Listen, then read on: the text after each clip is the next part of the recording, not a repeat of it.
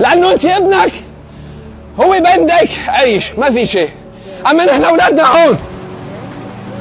انا ما بصير شيء مشان ما ننحظر، نحن بنجي في البرادات مثلك اللي عينين ولا تم ولا حنجره ولا سوالف، الكل يتحرك. والله العظيم لا يغير الله ما بقوم حتى يغيروا ما بانفسهم. طالما انفسنا خيار على بعضنا بدنا نضل هيك، صار بدنا تنظيف على السوا، كلنا بنغلط. اشوف فكرني انا شيخ؟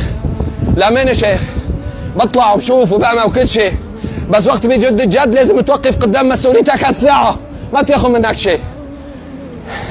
انا تعبت اني صادق المريض ورافقه وكل شيء، واخر شيء عزي فيه.